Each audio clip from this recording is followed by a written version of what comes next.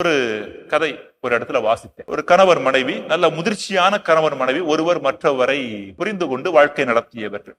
அவர்களது ஒரே மகள், அவளுக்கு திருமண வயது, திருமண ஏற்பாடு நடந்து கொண்டிருந்தது. அப்பொழுது அந்த மகள் தன்னுடைய தாயை அழைத்து கொண்டு அப்படி வீட்டுக்கு வெளியில இருந்த ஒரு ஆற்றோரமாக நடந்து கொண்டே பேசிக் கொண்டிருந்தார் திருமண வாழ்வை பற்றி, திருமண வாழ்வு எப்படி எல்லாம் இருக்க வேண்டும் என்று. அப்ப இந்த மகள் தாயை பார்த்து ஒரு கேள்வி கேட்டார்.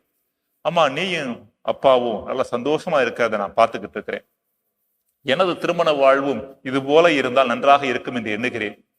ஒரு முக்கியமான அறிவுரை சொல்வதாக இருந்தால் எப்படிப்பட்ட அறிவுரை எனக்கு வழங்குவா? என் கணவர் மட்டில் நான் எவ்வாறு நடந்து கொள்ள வேண்டும் என்கிற ஒரு அறிவுரையை நீ எனக்கு வழங்குவதாக இருந்தால் எந்த அறிவுரையை எனக்கு வழங்குவாய் என்று சொல் என்று கேட்டப்ப அந்த தாய், அந்த அனுபவம் மிக்க தாய் என்ன செய்தாலாம், குனிந்து அந்த ஆற்று மணலை கொஞ்சம் ஈர மணலை கையில எடுத்தார்.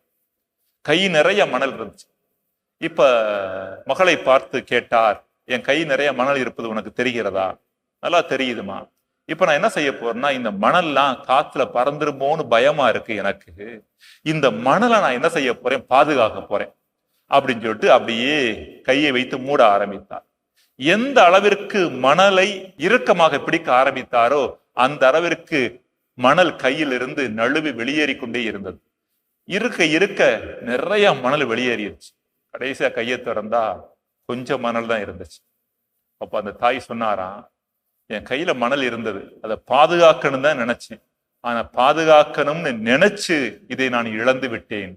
இதுதான் உன்னுடைய வாழ்க்கையில் நீ புரிந்து கொள்ள வேண்டியது. பல நேரங்கள்ல உன்னுடைய கணவன் அவன் கொஞ்சம் சுதந்திரத்தை விரும்பக்கூடியவனாக இருப்பான்.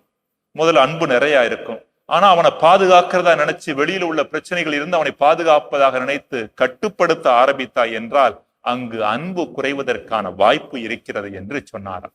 அதுக்காக ஆண்கள் கட்டுப்பாடற்றவர்களாக இருக்க வேண்டும் என்று சொல்லவில்லை.